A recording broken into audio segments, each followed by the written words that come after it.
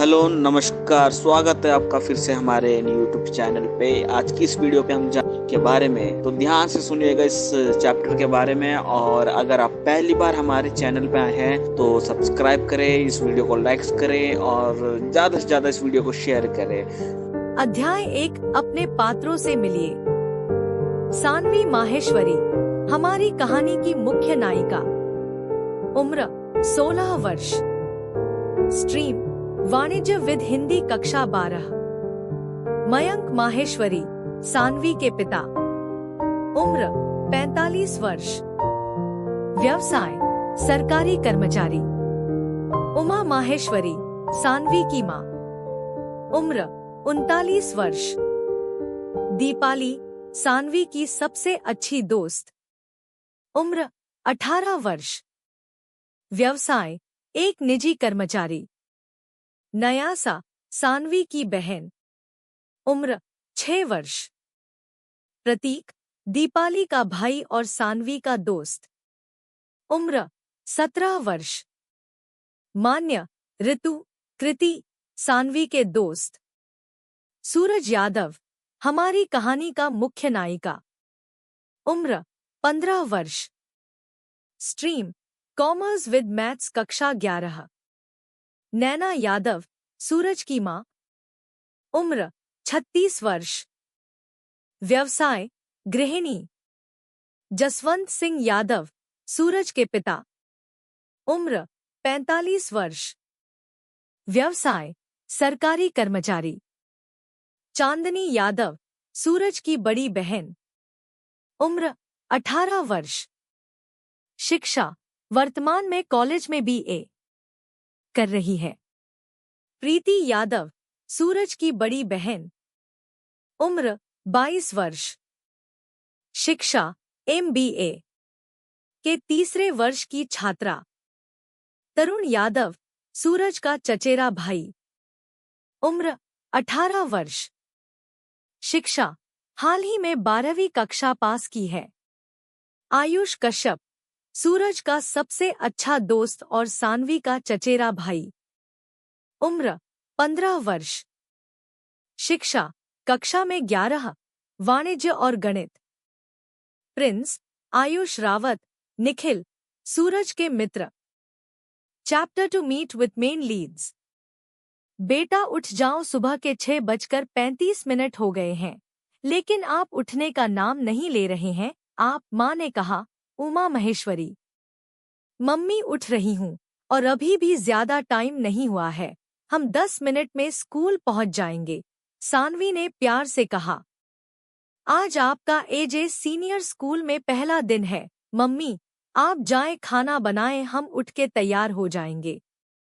सच कहे तो हमें आप पर बहुत गुस्सा आ रहा है, जब देखो तब सोती रहती है, कोई जिम्मेदारी ही नहीं है कि हमें स्कूल जाना है। बेवकूफ लड़की जैसी बड़ी हो रही है, गड़ी होती जा रही है। लो, हमें खाना बनाने में भी देर हो गई है। हाय राम, माँ ने कहा। ये क्या बात हुई भला, खुद हमें इतनी देर से दांत लग रहे हैं और अब खाना नहीं बना तो इसमें भी हमारी गलती। वाह भाई वाह, जिंदगी हो तो भाई मेरे जैसे हो, वरना ना ही। हाय राम, मेरी जिंदगी में किसी को तो भेजो मुझे इस हिटलर माँ से बचने के लिए, वरना मेरी मृत्यु तो तय ही है इनके हाथों। सानवी ने बड़े ही नौटंकी तरीके से कहा। अब जल्दी से तैयार हो जाते हैं, नहीं तो 11 की तरह यह साल भी सबसे लेट क्लास में दिखेंगे। हमने पहले दिन ही अपने दोस्तों से मार और ताने नहीं खाने हैं। हाय, ये लड़की अभी तक तैयार नहीं हुई है, बोले अभी तुम्हारे पापा को कि तुम स्कूल नहीं जा रही, माँ ने कहा। नहीं माते जा रहे हैं, हम तैयार हैं, पापा से काहे बोलने जा रही हूँ। लो, हो गए, हम तैयार हैं। और आप अभी तक यहाँ क्या कर रही हैं माताश्री? हाँ, अभी तो आप यहाँ थी, अब इतनी जल्दी तैयार कैसे हो गई? हाय लड़की, नहाए नहीं तुम? माँ ने कहा। माँ, आप जल्दी से लंच पैक करें, हमें देर हो रही है, सानवी ने अपने जूते पहने हुए कहा। सानवी ने जल्दी जल्दी लंच लिया और दौड़ते हुए घर से निकल गई। बेटा आराम से जाइएगा आपको। सानवी जा रही थी, रास्ते में उसने मंदिर दिखाया। उसने भगवान के सामने हाथ जोड़े और अपने पहले दिन के लिए प्रार्थना करने लगी। फिर उसने मंदिर की घड़ी में समय देखा से 7:05 बजे तक हो जाएगा और विद्याल 7:00 बजे है। लो रमा हो गई और हम देर से आए तो आपको बहुत खुशी हो रही होगी। सानवी जल्दी जल्दी स्कूल भागी और 7:15 तक स्कूल पहुंच गई और फिर सिटिंग प्लान देखकर अपनी क्लास में चली गई जहां सारे दोस्त लाइन से खड़े उसका इंतजार कर रहे थे। सानवी ने अपना बैग रखा और सबसे बात करने लगी। तभी क्लास में उनकी क्लास टीचर आ गई। फिर उनका पहला दिन यूं ही कट गया बात करते हुए। आप सबको तो पता ही होगा इनकी गवर्नमेंट स्कूल का पहला दिन कैसा होता है। यादव भवन में। सूरज बेटा जल्दी कर, आज तुझे स्कूल के पास वाले मंदिर जाना है, भाई को ले जाइयो साथ में। तुझे तो पता ही है और मुझे पीरियड्स हो रहे हैं इसलिए मैं नहीं जा सकती और मैंने मन्नत मांगी थी कि अगर तेरे बोर्ड अच्छे हैं से हो जाएंगे तो मैं मंदिर में भगवान को भोग लगाऊंगी। बेटे मेरे प्यारे बेटे चला जा और क्या पता तुझे तेरी विल बी गर्लफ्रेंड के दर्शन करवा दे भगवान, उनकी लीला कोई नहीं समझ सकता, बेटा जा। और प्रसाद लेते हुए अय्यो नैना ने कहा, जा रहा गो माँ, इतना मक्खन ना लगाओ, आपका ही बेटा और सारी तकनीक समझ में आ गई बड़ी। सूरज ने अपने मन में भुनभुनाते हुए कहा तकी उसकी माँ ना सुन ले। अच्छा माँ, मैं तरुण भाई को ले जा रहा हूँ, ताई को बता देना। ही भगवान, 12:40 हो गए, जा जल्दी जा, जिसे ले जाना है ले जा, नहीं तो भगवान के द्वार बंद हो जाएंगे, भाग जल्दी। सूरज मंदिर के लिए निकल गया और उधर सानवी की छुट्टी हो चुकी थी। वो ऋतु के साथ घर आ रही थी कि मंदिर के पास ही वो सूरज से टकरा गई। सूरज अपने हाथ में थाल लिए चल रहा था कि अचानक से दोनों टकरा गए। ऋतु ने बीच में आके थाल तो बचा ली लेकिन सूरज को सानवी के गुस्से से ना बचा पाई। ओ अंधे हो का, एक तो मंदिर आए हो वो भी आंखें बंद करके आए हो का, जो तुम्हें इतनी बड़ी लड़की नहीं दिखी? बोलो चुप काहे हो? वो तो तुम मंदिर जा रहे हो इसलिए छोड़ रहे हो, तुमको नहीं तो अभी अच्छे से बताओ तुमको। ओ हेलो मैडम, इतने से तो हो और हमें सुना रही हो, ऊंचाई देखी है अपनी, नजर भी ना आओ तुम तो। आओ बहुत हमें बोलने वाली, देखो तो बोल किसे रही है? सूरज यादव को बता देंगे, तुम्हारे अच्छे से चलती नहीं, अपने रास्ते हमें शांति से मंदिर जाने दो, पता नहीं कहाँ से ये लोग आ जाते हैं। ये लड़का समझता है क्या है अपने आप को, कहीं का राजा है या महाराजा? नहीं सॉरी, ये तो पपीता है, वो भी सारा हुआ गंदी नाली का बड़बोदर कीड़ा। भगवान भी इसे ना आने दे, अपने घर है नहीं आने देंगे न राम जी। श्री राम भी लाइक नहीं बेटा, हमारे घर के द्वार सबके लिए खुले हैं, चाहे वो कोई भी हो। सानवी की बबत सुनकर ऋतु बोली, कहा इतना हैंडसम तो था, इतने गुलाबी होंठ मैंने आज तक किसी को नहीं देखा और तू उसे सारा हुआ पपीता कह रही है? हाँ बोलूंगी, क्योंकि वो ही सारा हुआ। और तू ठरकी कही की बात, सारे लड़कों के होठों वह देखते रह जाओ जिंदगी भर। बीटा साइंस ले है आपने, लड़कों से हटकर अपनी पढ़ाई पर ध्यान दीजिए, वैसे ही आपके 11वीं में कुछ अच्छे मार्क्स नहीं आए हैं। हाँ हाँ, तू तो बोलेगी ही ना, 11 में फर्स्ट जो आए हैं आप, अब हम क्या ही है आपके लिए। नहीं नहीं, तू तो बुरा मान गई, मेरा ऐसा कोई इरादा नहीं था तुम्हें चोट पहुंचाने का। उधर मंदिर के पास तरुण भाई बोले, भाई क्यों तू लड़ रहा था उस लड़की से? इतना प्यारी तो लग रही थी, सारा मूड खराब कर दिया तूने मेरा भी, उसका भी, और अपना भी। गधा है तू गधा। वैसे कहीं चाची की बात सच तो नहीं थी, कहीं ये तेरी गर्लफ्रेंड बन गई तो? चुप करो भाई, आप कुछ भी बोल रहे हो, कभी नहीं होगा ऐसा, देख लेना आप। तरुण भाई बोले, बेटा देख लेंगे, अच्छे से देख लेंगे, पहले मंदिर में प्रसाद चढ़ा, नहीं तो द्वार बंद हो जाएंगे। इतना बोलकर दोनों मंदिर पूजा करने चले गए। तो क्या होगा आगे, क्या लेगी दोनों की कहानी में, क्या बन जाएगा ये दुश्मन या फिर पनपेगा इन फोनों की बीच दोस्ती का सफर? चैप्टर 3, झटका लगा। दूसरी तरफ सानवी को ऋतु अपने घर की ओर जा रहे थे। ऋतु अपने घर की तरफ चली गई और सानवी डब्ल्यूबी अकेले ही घर जा रही थी। माहेश्वरी भवन। समय अपनी रफ्तार से चलता जा रहा था। यहाँ जब सानवी घर पहुंची तो घर में कोई नहीं था, मतलब कि मम्मी और पापा ऑफिस जा चुके थे। सानवी ने घर में देखा मम्मी खाना बना के गई थी, बस सानवी को घर साफ करना था। क्यों भी न्यासा को घर आने में टाइम था तो सानवी ने जल्दी जल्दी मॉप से पूरा घर साफ किया, अपना पसंदीदा गाना सुनते हुए, वन लव। सानवी ने घर की साफ सफाई 15 मिनट में कर दी जब तक न्यासा भी स्कूल से आ चुकी थी। फिर दोनों ने ताजा होकर खाना खाया और टीवी देखते हुए सो गए। यादव भवन। नैना जी घर में जसवंत जी से बैठकर चाय पीते हुए बात कर रही थी कि तभी सूरज और तरुण भाई घर में आए। तरुण भाई के हाथ में प्रसाद था और सूरज पूजा की थाल लिए आ रहा था। दोनों घर आकर अपनी माँ और पापा के पास बैठे कि जसवंत जी बोले कहाँ से आ रहे हो बेटे जी, तो सूरज बोला पापा मंदिर से आ रहा हूँ। वो तो ठीक है, पर तेरा मुंह आज इतना उतरा हुआ क्यों है, कुछ बात हुई है? जसवंत जी बोले। नहीं पापा कुछ। सूरज की बात को बीच में ठोकते हुए तरुण बोला, अरे चाचा ये क्या बताएगा, मैं बताता हूँ क्या हुआ है। हुआ यूं कि जब ये मंदिर जा रहा था तो सारी बात तरुण ने अपने चाहा को बता दी। तो जसवंत जी बोले इसमें इतना सारा सा मूंग बाबाने की क्या बात है, जो होना था वो तो हो गया, चल अब घर के गोसाई घर मंदिर में प्रसाद चढ़ा और फिर सबको बात दे और भूल जा जो हुआ। क्या भूल जाऊं मैं पापा, मेरे दिमाग में तो वो लड़की अब बैठ गई है, उसने मेरी बेइज्जती कैसे की, इस बार तो मैं छोड़ूंगा नहीं। सूरज ने मन में कहा तकी उसकी बात कोई सुन ना पाए। कुछ बोल रहा है क्या भाई तू? उसका मुंह देकर तरुण बोला। नहीं भाई, मैंने तो कुछ भी नहीं बोला, सूरज ने घबराकर कहा। ठीक है तरुण बोले।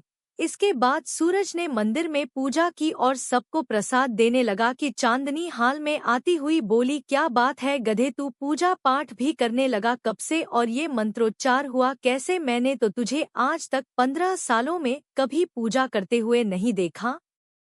तो अब देख ले दीदी, मुझे पूजा करते हुए भी और सबको प्रसाद देते हुए भी। सूरज ने चांदनी के हाथों में प्रसाद देते हुए कहा।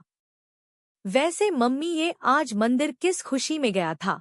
अरे वो मैंने मन्नत मांगी थी और जब ये अपने 10 के बोर्ड पर अच्छे से कर लेगा तो मंदिर जाऊंगी, तो बस इसीलिए, माँ ने चाय पीते ही कहा। अच्छा चाची बहुत भूख लगी है, लंच लगा दो ना, तरुण ने किसी छोटे बच्चे की तरह कहा। हाँ हाँ बेटा लगता है, तुम बैठो, सब बच्चे बैठ जाओ, पहले लंच कर लो फिर अपना अपना फोन चलाओ रहना, मम्मी ने पापा को ताने देते हुए कहा, क्योंकि अभी तो सिर्फ पापा ही फोन चला रहे थे और अपनी साड़ी का पल्लू झटकते हुए मम्मी किचन में चली गई। आज तेरी माँ को क्या हुआ है प्रीति, जब से आया हूँ कुछ अजीब सी लग रही है, आज अपनी सास से मेरी चुगली नहीं कर पाई है क्या जो ऐसे मुंह बना रही है? जसवंत जी ने सवाल करते हुए कहा। अरे नहीं पापा, वो क्या है ना, आज मम्मी के पीरियड्स शुरू हो गए हैं इसलिए चिड़चिड़ा रही हैं, वो प्रीति ने कहा। तो बेटा तू यहाँ क्या कर रही है? मम्मी को यहाँ आराम करने की जरूरत है और तुम सारे बच्चे अभी छुट्टी पर हो, तो आज से 5 दिनों तक तुम घर के सारे काम करोगे और मम्मी को आराम करने दोगे? जसवंत जी ने अपना फरमान सुनाते हुए कहा। अपने पापा की बात मानते हुए प्रीति किचन में चली गई और नैना जी को किचन से बाहर करते हुए बैठने को कहा और सभी बच्चों को खाना परोसने लगी। फिर सबने हंसी मजाक करते हुए अपना अपना लंच खत्म किया और सब अपने कमरों में चले गए। शाम का समय, माहेश्वरी भवन। उमा जी और मयंक जी घर आ गए तो उन्हें देखा कि उनकी 2 प्यारी प्यारी बच्चियां अभी भी सो रही थी और टीवी पर आना था। मयंक ने हॉल में आते हुए टीवी बंद कर दिया और अपने बच्चों को देखने लगे। जब तक उमा जी फ्रेश हो चुकी थी, उन्हें मयंक जी से कहा, चलिए जेक पहले फ्रेश हो जाइए फिर देख लेना बच्चों को। उमा जी ने अपने बच्चों को टॉवल से पूछते हुए कहा। देखो और उमा, देखते ही देखते हमारे दोनों बच्चे कितने बड़े हो गए हैं। सानवी तो कितनी जल्दी 12वीं कक्षा में पहुंच गई, अब जल्दी ही इसकी एग्जाम करने की हो जाएगी और फिर इसके पास भी हमारी तरह का समय नहीं होगा अपना ख्याल रखने का। मयंक ने मायूस होते हुए कहा। वो आगे कुछ बोल पते की उससे पहले ही न्यासा उठी और उसने चिल्लाते हुए कहा, पापा। उसकी आवाज सुनकर सानवी डर के चिल्लाई, क्या हुआ, चिल्ला क्यों रही है? मम देखो, ये हमेशा हाय ऐसे चिल्लाती रहती है, लोग भी सोचते होंगे कि मैं क्या ऐसा करती हूँ जो ये चिल्लाती रहती है। मम्मी समझ लो इसे वरना मैं इसको मार दूंगी, सानवी ने गुस्से कहा। अब लड़ाई न करो और उठो और बिस्तर सही करके दूध पीने आ जाओ दोनों, उमा जी ने जहां और किचन की ओर चली गई। Dining area. सब डाइनिंग टेबल पर बैठकर शाम का नाश्ता कर रहे थे कि उमा जी बोली, बेटा आप दोनों अपना होमवर्क कर लो, मैं और तुम्हारे पापा पूजा का सामान लेने जा रहे हैं। ठीक है, और तुम हमारे लिए कुछ लाना है बेटा तो बता देना, उमा जी ने चाय पीते हुए कहा। मम्मी अभी दीदी होमवर्क थोड़े करेगी, वो तो 1 घंटा अभी छत पर अपना गंदा सा हेडफोन लगाकर डांस करेगी। दीपाली दीदी से बात करेगी फिर आएगी नीचे, अभी आती ही होगी दीपा दी, न्यासा ने प्यार से कहा। वैसे मम्मी कौन सी पूजा का सामान लेने जा रहे हैं आप? सानवी ने सवाल करते हुए कहा। अरे बेटा कल वर पूजा है और तो उसका सामान लेने जाना है, थोड़ी देर खेल कर होमवर्क कर लेना, मैं आकर खाना बना लूंगी, उमा जी ने प्यार से कहा। जब देखो तब होमवर्क के पीछे पड़ी रहती है मम्मी, पापा बोलो, और मम्मी को पहले दिन कोई टीचर होमवर्क नहीं देती है, अभी तो मैंने बुक्स भी नहीं खरीदी और ये पढ़ी के पीछे पड़ गई, सानवी ने चिढ़ते हुए कहा। सब बात कर ही रहे थे, डोरबेल बिजी, सानवी गेट खोलने गई तो देखा दीपा थी, दोनों छत पर चले गए।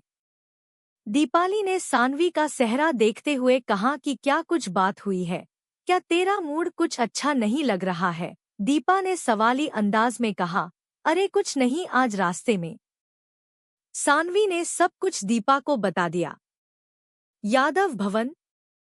बेटा ये कपड़े छत पर डाला, नैना ने कहा। जी मम्मी आ रहा हूँ, सूरज ने कमरे से कहा। उसने कपड़ों की बाल्टी उठाई और चाट पर चल गया।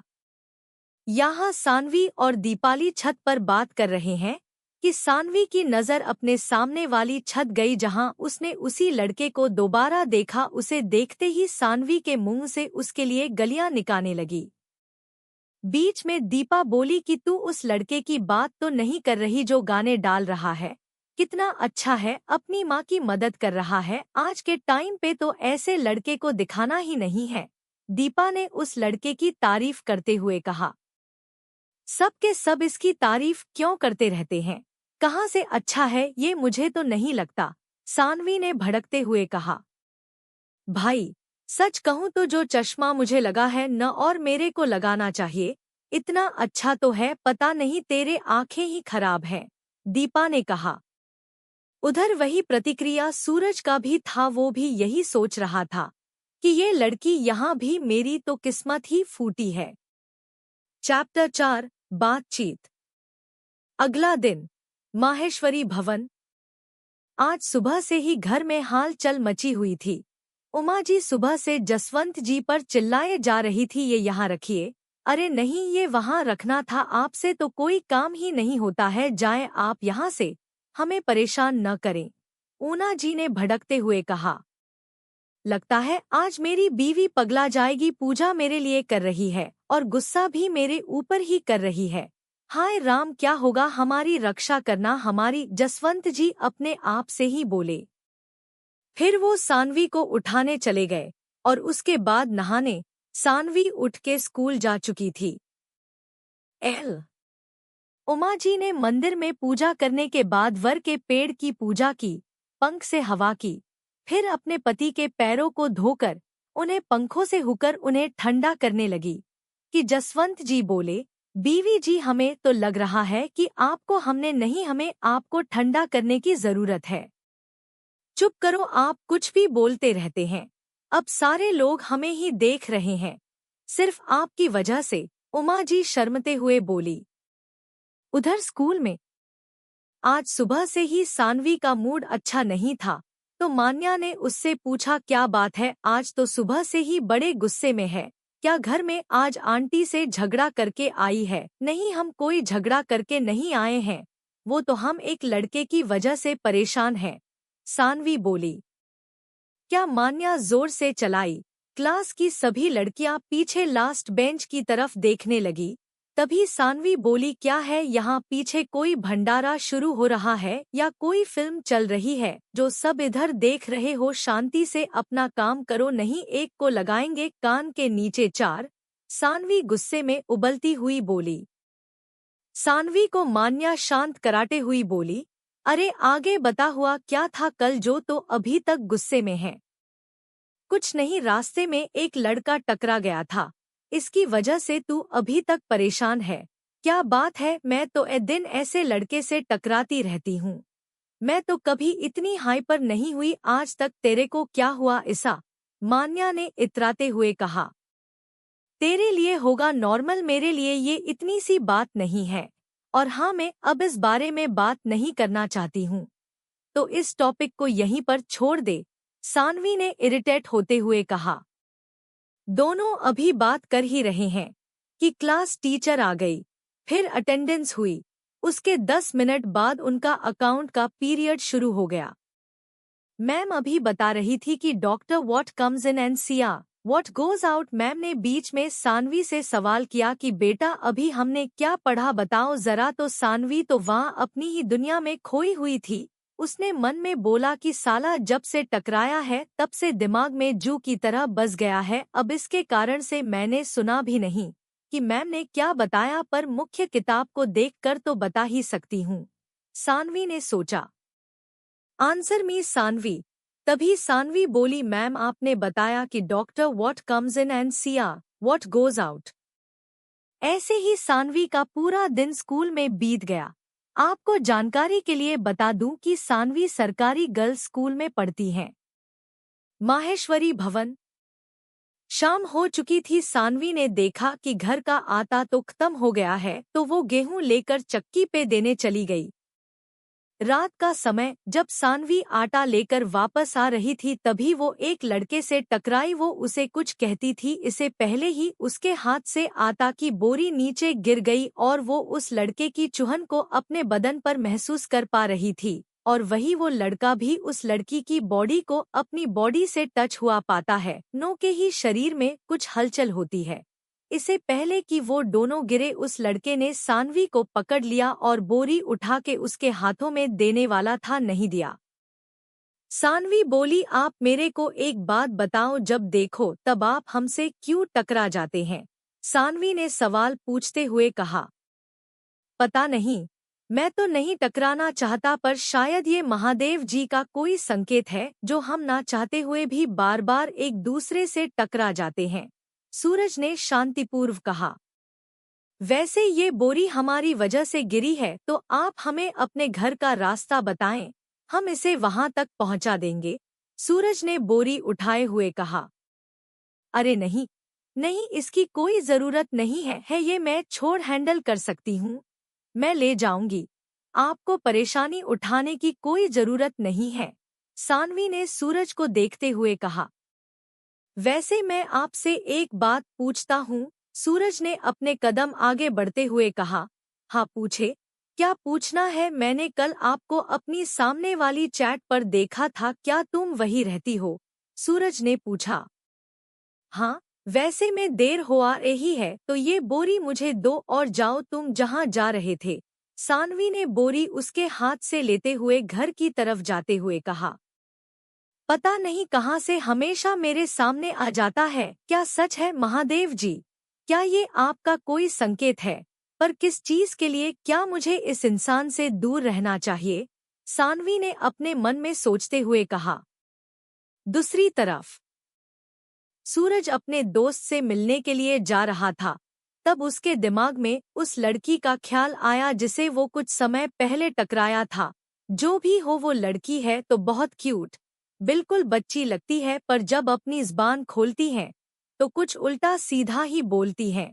पर कुछ तो बात है हमसे नहीं तो इतनी देर तक आज तक कोई लड़की हमारे दिल में नहीं रह पाई, सूरज ने धीरे से बोलते हुए कहा। तभी पीछे से आयुष, सूरज का सबसे अच्छा दोस्त, बोला, भाई कौन सी लड़की आपके दिल में आ गई है, जरा हमें भी तो बताएं। आयुष ने सूरज की पीठ पर एक पंच मारते हुए कहा। अबे साले, जब भी आता है तो मरता ही रहता है, रुक आज मैं भी तुझे बताता हूँ कि जब किसी को मरते हैं तो कैसा लगता है, सूरज ने आयुष के पीछे भागते हुए कहा। अरे भाई, नहीं मरेंगे तुझे आज के बाद, पहले तू उस लड़की के बारे में तो बता, आयुष ने कहा ही था कि सूरज ने उसके मुंह पर अपना हाथ रख दिया। क्या बोल रहा है कुत्ते, वो भी खुले बाजार में, अगर मम्मी को खबर लग गई और तो वो मुझे कच्चा फ्राई करके कहा जाएगी, चुप कर, सूरज ने गुस्से से उसे एक पंच मारते हुए कहा। वैसे चल पहले गोलगप्पे खाते हैं, फिर बुरे में बात करेंगे उस लड़की के बारे में, आयुष ने उस लड़की को खींचते हुए कहा। फिर दोनों दोस्त गोलगप्पे वाले अंकल के पास चले गए। सूरज ने कहा, अंकल और तीखा बनाइए। आयुष ने कहा, अबे साले मुंह जल जाएगा तेरा, ज्यादा तेरखा मत कहा। भाई तू खुद तो मीठी चटनी के साथ खाता है और जो कह रहा है उसे खाने भी नहीं दे रहा, सूरज ने कहा। ठीक है फिर हो जाए मैच, देखते हैं कौन ज्यादा गोलगप्पे कहता है, आयुष ने कहा।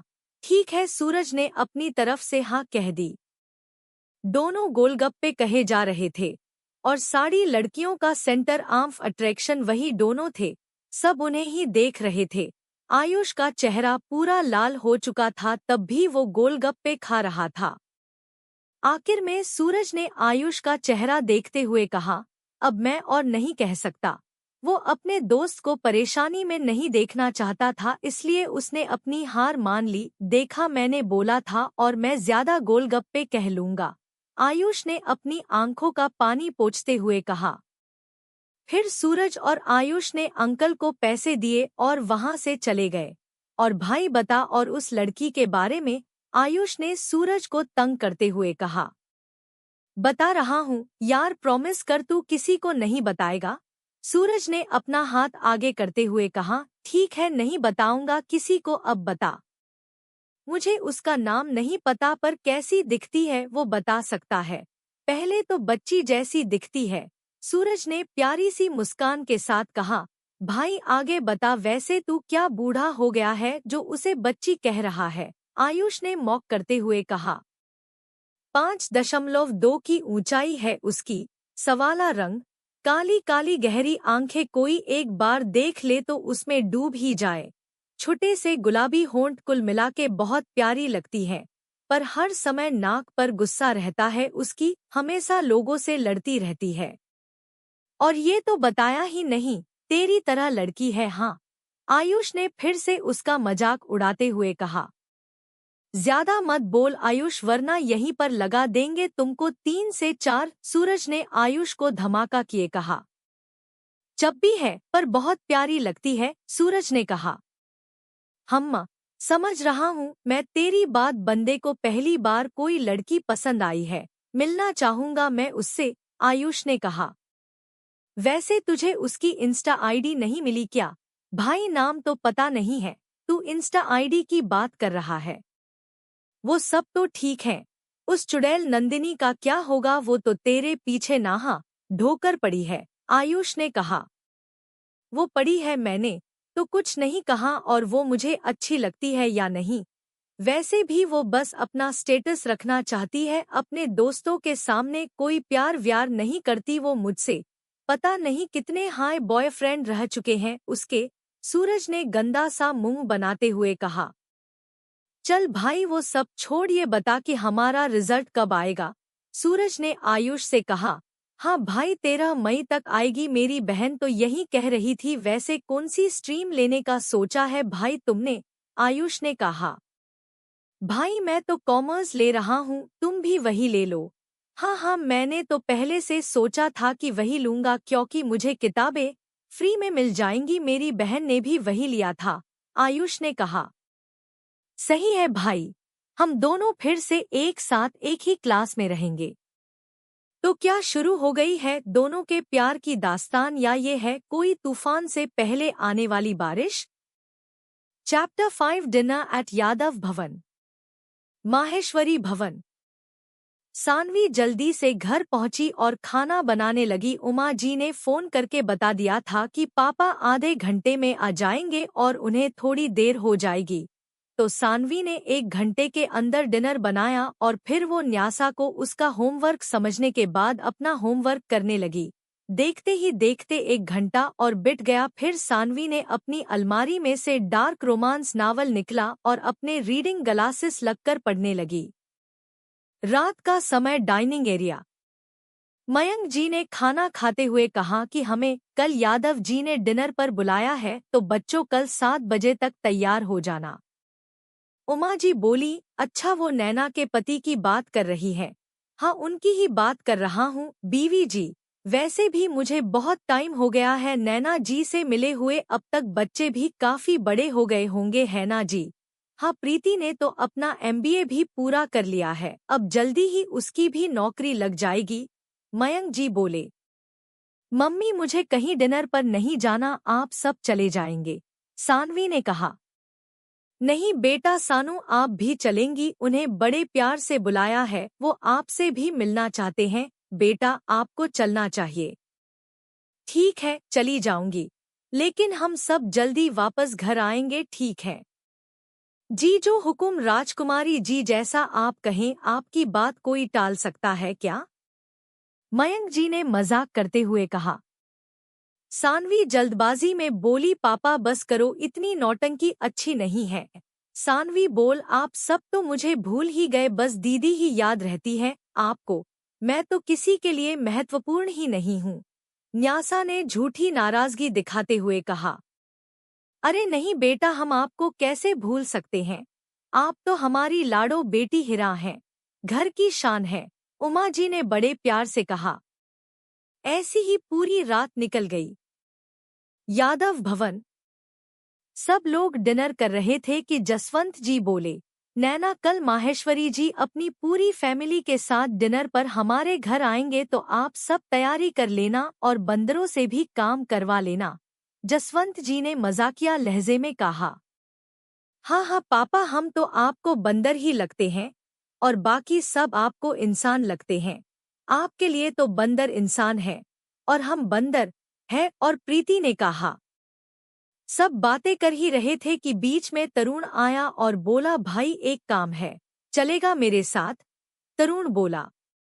वैसे चाचा जी नमस्ते, बड़े दिनों बाद दिखे हैं। बेटा कल ही तो देखा था, इतनी जल्दी भूल गया? अभी इतनी रात को तुझे कहाँ जाना है? जसवंत जी ने पूछा। अरे चाचा, मेरी माँ है न, उन्हें पहले बताया नहीं और अब उनकी दवाइयाँ खत्म हो गई हैं, वहीं लेम्बे जाना है मेडिकल, तरुण ने जवाब दिया। क्या हुआ भाभी को? नैना जी ने चिंता भरे स्वर में कहा। कुछ नहीं चाची की डायबिटीज की दवा खत्म हो गई है, वहीं लेने जाना है अब। इतनी रात को तो नहीं जाऊंगा और इसलिए सूरज को साथ ले जाना था, आप कहे तो ले जाओ, तरुण ने इजाजत मांगते हुए कहा। हाँ बेटा ले जा, और सूरज जा आइसक्रीम ले आयो, मार्केट जा ही रहा है, तो जसवंत जी बोले। पापा चॉकलेट फ्लेवर, प्रीति बोली। नहीं पापा स्ट्रॉबेरी फ्लेवर, चांदनी बोली। नहीं जी वेनिला फ्लेवर, लेन को बोलो, नैना जी बच में बोली। अब तो वेनिला फ्लेवर ही आएगा, देखना भाई, मम्मी ने कहा। और पापा मम्मी की बात ना माने, ऐसा तो हो ही नहीं सकता, सूरज ने धीरे से तरुण से बोला। जा वेनिला फ्लेवर ले आयो बेटा, जसवंत जी बोले। ठीक है पापा, लेट हो रहा हूँ, अलविदा, जा रहा हूँ, सूरज ने तरुण के साथ बाहर जाते हुए बोला। अगला दिन शाम के 7 बजे। माहेश्वरी भवन। सानवी सोफे पर बैठ के सिंचन देख रही थी और न्यासा तैयार हो चुकी थी डिनर पे जाने के लिए। तभी मम्मी और पापा घर आए। बेटा आप तैयार हो गए? पापा ने अंदर आते हुए कहा। हाँ पापा, मैं तैयार हो गई, न्यासा ने कहा। सानवी, आप तैयार नहीं हुई, सिर्फ आधा घंटा बचा है। मम्मी, हम 5 मिनट में तैयार हो जाएंगे, आप दोनों जाके तैयार हो जाएं, सानवी ने बड़े प्यार से कहा। यूं ही समय बीत गया, सब तैयार हो गए थे और सानवी बाहर सोफे पर तो चुकी थी। मयंक जी आए और उसे उठाते हुए कहा, बेटा उठ, जाके तैयार हो जा। सब तैयार हो गए। सानवी उठी, अपने कमरे में गई और कपड़े देखने लगी। फिर उसने अपनी अलमारी में से एक सफेद रंग की बैगी टी शर्ट निकली और काली स्लिम जीन्स पहनकर तैयार हो गई और अपने बालों की एक पोनी टेल बना लिया। सानवी तैयार होकर बाहर आई तो उसने देखा कि तुमने ही पीले रंग की साड़ी पहनी थी और मयंक जी ने काली शर्ट और जीन्स पहनी थी। न्यासा ने एक प्यारी सी गुलाबी रंग की फ्रॉक पहनी थी जिसमें वो बहुत प्यारी लग रही थी। उमा ने सानवी को देखा और कहा, ये लिया, पहन लिया सानवी तूने? अच्छा तो लग रहा है। मयंक जी बोले, हाँ मम्मी अच्छा लग रहा है, अब चलो चलते हैं। सानवी ने अपने जूते पहने हुए कहा। यादव भवन। सारे खाने की तैयारी हो चुकी थी, बस अब तैयार होना रह गया था। सब जल्दी से तैयार हो गए कि तब तक जसवंत जी आए और बोले, सारी तैयारी हो गई क्या नैना? हाँ जी हो गई, बस अब तैयार हो गई, होना बाकी है। बच्चे तैयार हो गए, बस होने वाले हैं। प्रीति ने अपना कुर्ता निकाला और पहनकर रेडी हो गई। चांदनी ने अपना प्यारा सा ब्लैक कलर का टॉप लिया और रेडी होने लगी। सूरज ने अपनी व्हाइट शर्ट ले ली और वो भी रेडी हो गई।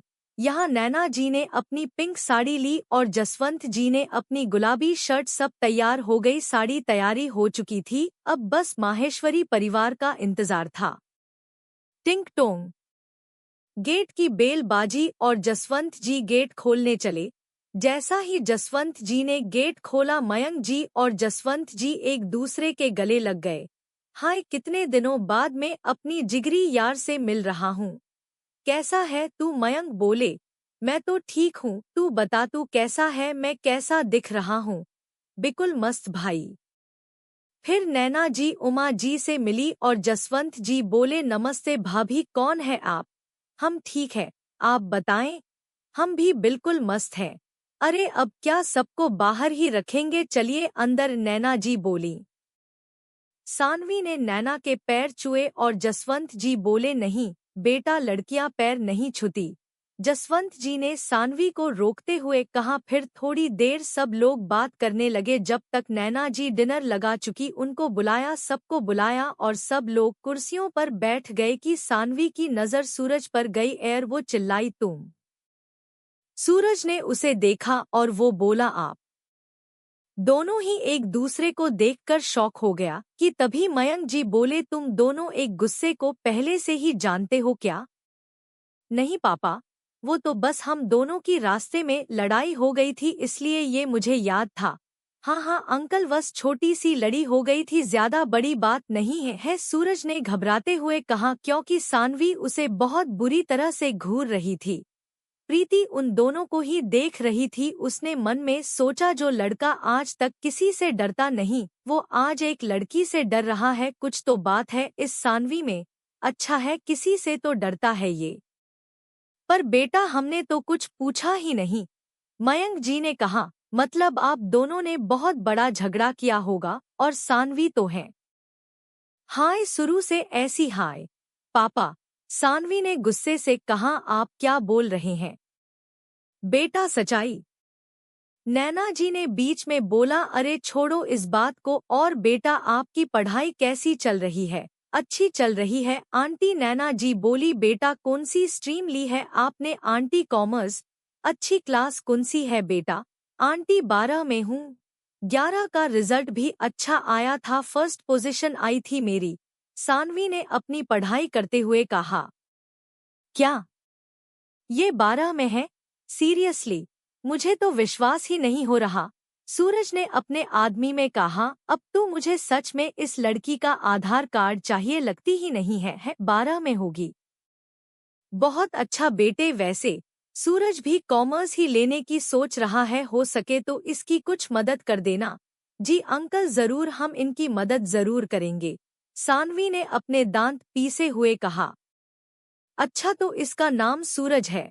तभी तो सोचूं, ये निरमा वॉशिंग पाउडर की तरह चमकता है। लगता है नाम का असर कुछ ज्यादा ही हो गया है, सानवी ने मन में सोचा। ऐसी ही बात करते थे। सबका डिनर हो गया, अब सब बैठकर बात कर रहे थे। सानवी की चांदनी से बहुत अच्छे से जमी। सानवी को चांदनी का आभा पसंद आया। उन दोनों ने अपना फोन नंबर दिया, भी एक्सचेंज लिए। बेचारी न्यासा यहाँ अकेले पर गई। उपयोग तो कोई अपनी उम्र का मिला ही नहीं जिसे वो बात कर सके। वो बैठे बैठे बोर हो गई और सो गई। सानवी को चांदनी से बात करता देख सूरज बोला, देखो तो सबसे कितने अच्छे से बात कर रही है, बस मुझसे ही बात करती है, जैसे मुझसे तो कांटे लगे हैं। वैसे मुझे किस बात की जाला हो रही है, करे बात जिससे करनी है, मुझे क्या। सूरज ने अपने आप को थोड़ी दिलासा देते हुए कहा। उमा जी ने समय देखते हुए कहा, टाइम ज्यादा हो गया है, हमें चलना चाहिए। दोनों बच्चों को कल स्कूल भी जाना है।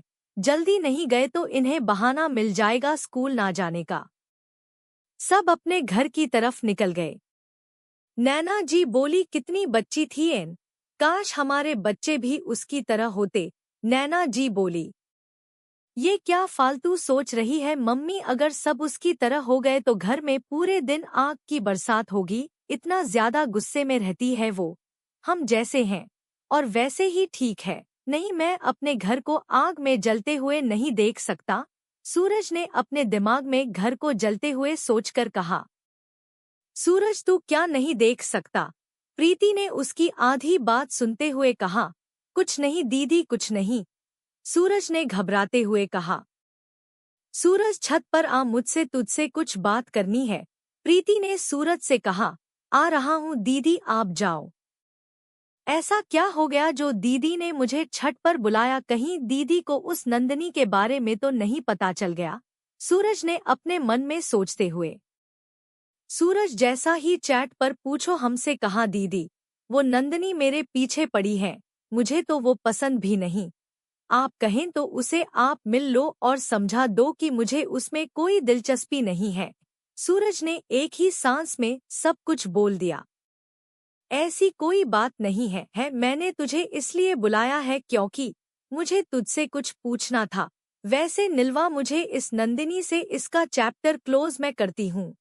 तू उसकी टेंशन मत ले और ये बात छोटी को पता नहीं चलना चाहिए, वरना ये खबर सीधी मम्मी को पता चलेगी और फिर तो तू गया। प्रीति ने सूरज को वार्निंग देते हुए कहा। मुझे क्या पता नहीं चलना चाहिए? पीछे से चांदनी ने आए कहा। दोनों भाई बहन के माथे पर पसीना आने लगा। सूरज ने बात संभालते हुए कहा कि फ्रिज में कल की बची हुई आइसक्रीम है। प्रीति ने उसका साथ देते हुए कहा, हाँ, हम वो आइसक्रीम खाने ही चैट पर आए थे, पर तू भी टपक गई, सारा मजा खराब कर दिया। पति ने झूठा गुस्सा करते हुए कहा। वैसे आइसक्रीम कहाँ है? चांदनी ने शक करते हुए कहा। वो तो बाबू लाना ही भूल गया, क्योंकि ये वही सोफे पर बैठे थे इसलिए नहीं ला पाया, सूरज ने कहा। ऐसी कौन सी बात है जो प्रीति सूरज से पूछने वाली है? और क्या सच में नंदिनी का चैप्टर हो जाएगा बंद? Chapter 6, new character. सुबह स्कूल में। आज सुबह से ही सानवी बहुत सक्रिय थी। आज वो बहुत अच्छे से पढ़ाई भी कर रही थी और सब दोस्तों से बात भी। मान्या, उसकी बेंचमेट, उससे बोली, क्या बात है सानवी, आज तू बहुत खुश है, क्या कोई बात है? सानवी बोली, नहीं, आज सुबह 4 बजे उठ गई थी इसलिए खुश हूँ, क्योंकि आज मैंने पूजा की अपना पसंदीदा एनीमे देखा। फिर आज मैं लंच में खुद से पास्ता बना के लाई हूँ, चल खाते हैं। वैसे भी अभी इंग्लिश वाली मैम को आने में टाइम है। फिर दोनों मिलके पास्ता खाने लगे। ऐसे ही पूरा स्कूल टाइम खत्म हो गया। सानवी ऋतु के साथ घर जा रही थी। दोनों बातें करते हुए घर जा रहे थे। सानवी को कोई दिखा जिसे देख के सानवी के कदम रुक गए। उसने देखा तो वो था उसकी सहपाठी नंदिनी के साथ, जिसकी सानवी बिल्कुल भी पसंद नहीं करती है। पता नहीं क्यों, पर उसकी नंदिनी से शुरू से ही अच्छे संबंध नहीं रह रहे हैं। ना जाने क्यों, पर सूरज को नंदिनी के देखकर उदास हो गई। शाम का वक्त। आज दीपा सानवी से मिलने उसके घर आई हुई थी। सानवी और दीपा बात कर रहे थे और न्यासा सो चुकी थी। सानवी ने कंबल उड़ाया और फिर दोनों 3 फ्लोर पर चले गए। दीपा बोली, मैंने हमें लड़के की इंस्टा आईडी ढूंढ ली, तू देखना चाहती है? नहीं, सानवी बोली। अरे देख तो। दीपा बोली, मुझे नहीं देखना, अब मैं क्या ही देखूं, कल मैं उसके घर डिनर के लिए गई थी। सानवी ने भी हुआ था सब दीपा को बता दिया और मुझे उसकी आईडी तुझसे पहले मिल गई। तुझे पता नहीं है मेरे कैसे शौक हैं। डिटेक्टिव नावल पढ़ के मेरा दिमाग भी वैसा ही हो गया है 2 घंटे में। उसकी आईडी, उम्र, फैमिली बैकग्राउंड सब निकल लिया और इससे मुझे एक बात पता चली कि उसने अभी हाल ही में 10 के बोर्ड दिए हैं और नंदिनी उसके पीछे पड़ी हुई है, लेकिन सूरज उसे भाव नहीं देता। सानवी ने अपना फ्रेम को अपनी इंडेक्स फिंगर से ऊपर करते हुए कहा, क्या बात है सानवी, तुझे और डिटेक्टिव बन जाना चाहिए। ऐसी ही दीपा और सानवी के बीच बात होती रही कि तभी सानवी को कुछ गिरने की आवाज आई। आवाज चैट से आई थी तो सानवी चैट पर गई। उसने देखा आयुष ने उसकी चैट पर चिमटी फेंकी थी। सानवी चिल्लाई, पागल हो गया है क्या? अगर बात करनी होती है तो फोन कर लो, ये चिमटी पत्थर मत फेंक कर, तेरी वजह से मुझे मम्मी से बाद में दांत लगती है, गधा कहीं का कुत्ता। सानवी ने भड़कते हुए कहा, क्या मम्मी फोन नहीं देती? कैसे फोन करूं? चल चोर, मुझे और तुझसे एक काम था। हाँ मुझे पता है, तुझे जब काम होता है तभी तू आता है, सानवी बोली। एक काम था, वो न एडमिशन फॉर्म भरना था। मैं भरूंगा तो कुछ ना कुछ गड़बड़ हो ही जाएगी, तू भर दे। वैसे भी तूने तो ये सब एक्सपीरियंस कर ही रखा है तो अपने भाई का भी भर दे यार, आयुष ने बड़े ही प्यार से कहा। ठीक है, भर दूंगी, कल सुबह आ जाओ।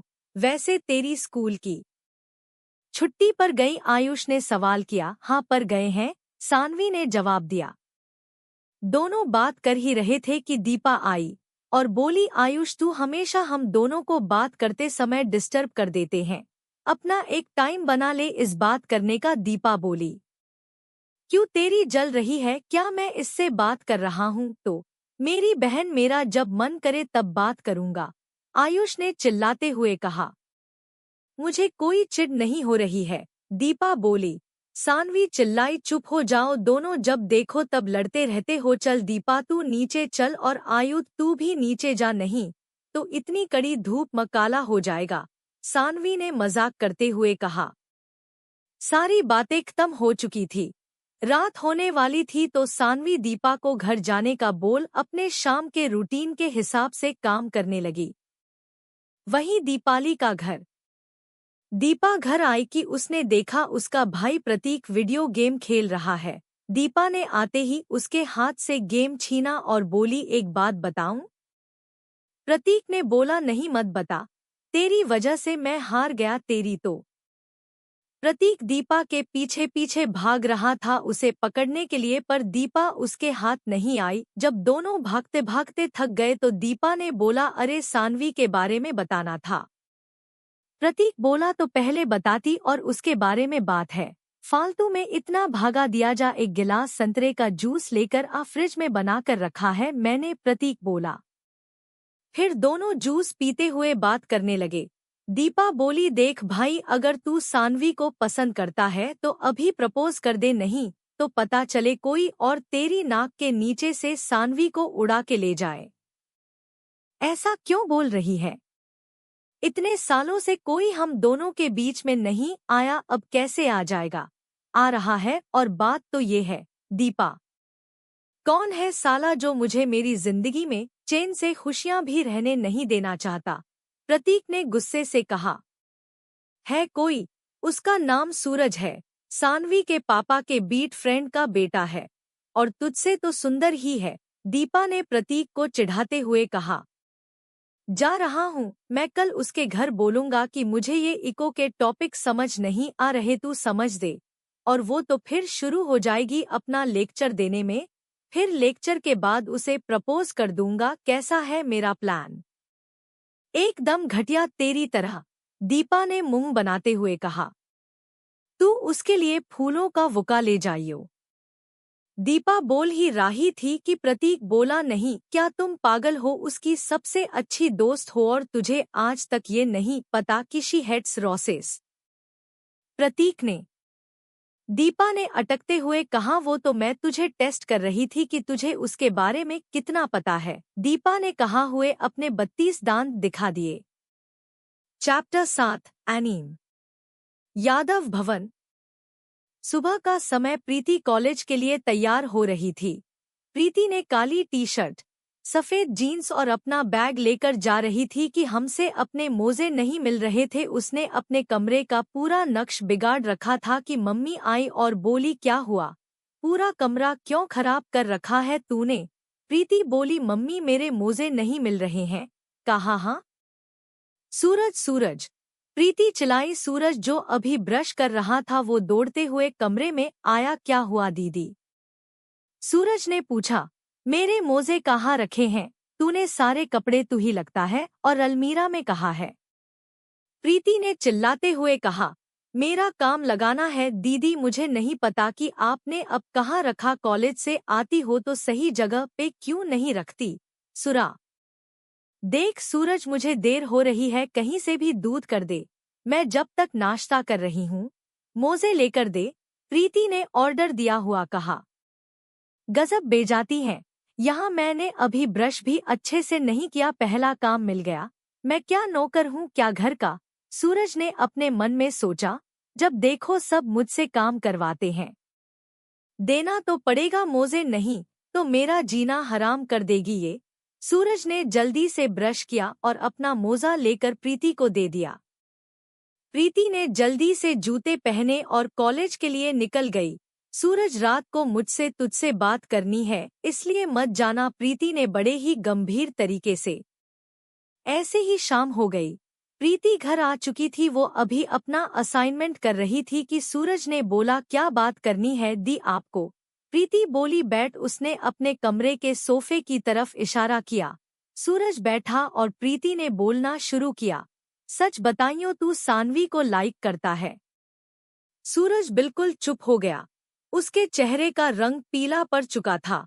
वो बोला, नहीं दी, ऐसी कोई बात नहीं है, वो तो मुख्य उपयोग देख के शौक हो गया था बस। मुझसे झूठ बोलने की कोई जरूरत नहीं है, सब दिखता है आंखों में। मैंने देखा था कैसी सानवी ने तुझे आंखें दिखाई और तूने उसकी हाँ में हाँ मिला रहा। आज तक जो लड़का किसी से नहीं डरा वो उसकी बात मान रहा था। प्रीति बोल, हाँ दी, पसंद करता हूँ उसे, पर वो मुझे देखता तक नहीं है। सूरज बोला, कैसे देखेगी, तू अभी उसके टाइप का नहीं है, तुझे उससे बात करनी पड़ेगी, उसकी पसंद नापसंद के बारे में जाना पड़ेगा, उसके साथ समय बिताना पड़ेगा, तभी बात आगे बढ़ेगी। प्रीति, वैसे मुझे तो सानवी पसंद है, अगर तू कहे तो मैं तेरी मदद कर सकती हूँ उसे पटाने में। प्रीति ने मजाकिया लहजे में कहा। थैंक्स दी मुझे समझने के लिए। वैसे आपने हमें नंदिनी का चैप्टर बंद किया है या नहीं? मैंने उसे समझा दिया है, अब वो तेरे पीछे नहीं पड़ेगी। दोनों को बातें करते हुए कब रात हो गई पता ही नहीं चला। फिर सब डिनर करने चले गए। अगला दिन, माहेश्वरी भवन। प्रतीक और दीपा ने बेल बजाई। सानवी ने दरवाजा खोला किया और प्रतीक को देखते हुए बोली, इतने दिनों बाद कैसे आना हुआ आपका? आप तो हमें भूल ही गए थे, है ना? सानवी ने प्रतीक से पूछा। अरे ऐसे कैसे हम अपनी जान को भूल सकते हैं? प्रतीक ने फ्लर्टी अंदाज में कहा। धत, कुछ भी बोलते रहते हो। इतना कहकर वो प्रतीक के गले लग गई। अरे इतने जोर से गले मत लगा, नहीं तो मैं यहीं मर जाऊंगा यार, गला चोद मेरा, प्रतीक ने कहा। ये तुम्हारी सजा थी, सानवी बोली। अगर इतनी अच्छी सजा मिले तो मैं रोज गलती करने को तैयार हूँ, प्रतीक ने अपने आदमी में कहा। तीनों आए और सोफे पर बैठ गए। सानवी बोली, मैं ठंडी कॉफी बनाकर लाती हूँ सबके लिए। इतना कहकर सानवी किचन में चली गई। पीछे से दीपा बोली, मेरे लिए चाय लाओ। क्या इतनी गर्मी में तुझे चाय पीनी चाहिए? सानवी बोली, हाँ हाँ, मुझे चाय पीनी है। सानवी चाय चढ़ा चुकी थी। वो कोल्ड कॉफी बनाने के लिए मिक्सी ऊपर वाले कैबिनेट से उतर रही थी, पर उसका हाथ नहीं जा रहा था। पीछे से प्रतीक आया और मिक्सी स्लैब पे रखते हुए कहा, जो चीज आपसे ना हो तो किसी और से कहना चाहिए, प्रतीक बोला। दोनों के बीच में सिर्फ 2 इंच का गैप था। प्रतीक की सांसें तेज हो चुकी थी, तो वो जल्दी से बाहर आया और अपना ध्यान दीपा से बात करने में लगा दिया। उसके पीछे से न्यासा आई और बोली, प्रतीक भैया आ। इतना कहकर बिना किसी चेतावनी के वो प्रतीक के ऊपर कूद गई और प्रतीक ने उसे पकड़ के भगवान में उठा लिया। तो कैसी हो मेरी प्यारी सी छोटी बहन? जब तक दीदी के साथ थी तो खराब थी, पर आपके आते ही अच्छी हो गई, न्यासा ने कहा। अच्छा, तो आप हमारे साथ खुश हैं? सानवी ने कहा। ऐसी कोई बात नहीं है, न्यासा ने अपनी सफाई देते हुए कहा। अगर आप हमारे साथ खुश नहीं रहते तो आप अपने प्रतीक भाई के साथ उनके घर जा सकते हैं, सानवी ने झूठा गुस्सा दिखाते हुए कहा। क्या आप तो नाराज हो गई दीदी? मैं तो मजाक कर रही थी। सानवी ने दीपा को चाय दी और न्यासा को उसका चॉकलेट मिल्कशेक दिया। प्रतीक बोला, चल यार, मुझे और मैक्रो में मेथड ऑफ नेशनल इनकम समझ नहीं आया, तू समझा दियो। उससे पहले ही दीपा बोली, अगर तुम दोनों को पढ़ना है तो ऊपर वाले फ्लोर पर जाओ, मैं और न्यासा अब के ड्रामा देखेंगे। न्यासा बोली, हाँ दीदी, माय डीमन देखेंगे। प्रतीक ने आंखें ही आंखों में दीपा को धन्यवाद दिया। देप्पा बोली, हम अब जाओ। सानवी प्रतीक को समझ रही थी, पर प्रतीक की नज़र नोटबुक पर काम और सानवी पर ज्यादा थी। कि सानवी बोली, समझ आ गई। प्रतीक बोला, हाँ वैसे तो ये एक बहाना था, प्रतीक को तो ये अध्याय पहले से ही आता था। फिर प्रतीक बोला, चल एनीमे देखते हैं। तो सानवी ने कहा, हाँ चल। सानवी नीचे से अपना लैपटॉप ले आई, फिर दोनों ने विंडब्रेकर लगाया और देखने लगे। कोल्ड कॉफी पीट हुए कि सानवी ने अपनी कॉफी नीचे रखी का प्रतीक ने सोनू की कॉफी उठाई और पीने लगा।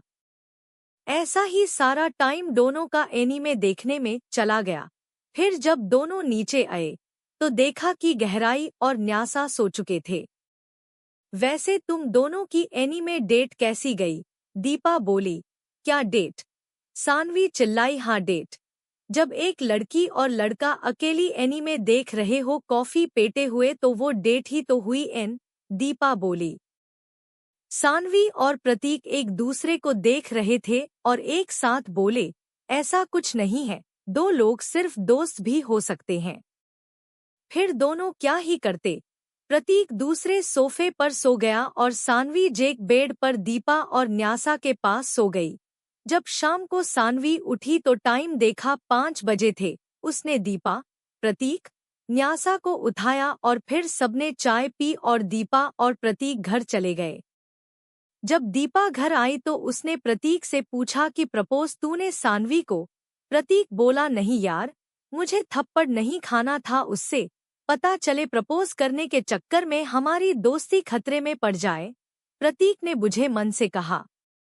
दीपा ने बोला, कुछ नहीं होता, जब तुझे लगे कि सही समय आ गया है तब बोल देना, पर मैं सानवी को ही अपनी भाभी के रूप में देखना चाहती हूँ, दीपा ने हंसते हुए कहा। Chapter 8 family reunion. दोपहर का समय। मयंक जी फाइनेंस डिपार्टमेंट में काम करते कि जसवंत जी आए और बोले, यार तुझे पता चला है कि प्रणव भी हमारे ऑफिस में ही है, मैंने अभी उसे देखा, चल उससे मिलकर आते हैं। मयंक और जसवंत प्रणव से मिलने के लिए चले गए। फिर तीनों दोस्त मिलकर बात करने लगे। फिर सबने फैसला किया कि कल सब माहेश्वरी भवन पर लंच करने चलेंगे अपने अपने बच्चों के साथ, वैसे भी कल संडे है। प्रणव जी घर आए और धृति, दीपा की माँ, को बताया कि कल सबको माहेश्वरी भवन लंच पर जाना है, तो सब तैयार हो जाना। वहीं जसवंत जी ने भी अपने घर के बारे में सबको बता दिया कि कल माहेश्वरी भवन लंच पर जाना है, तो सब टाइम से तैयार हो जाना।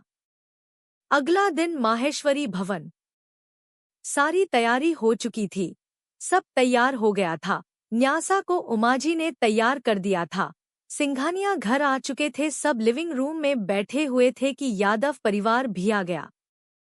सब लोग डाइनिंग टेबल पर बैठ गए, सारे बच्चे एक तरफ और सारे बड़े लोग एक साथ।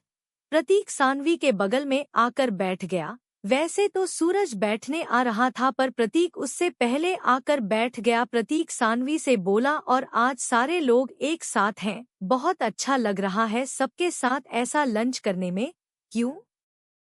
प्रतीक ने सवाल किया।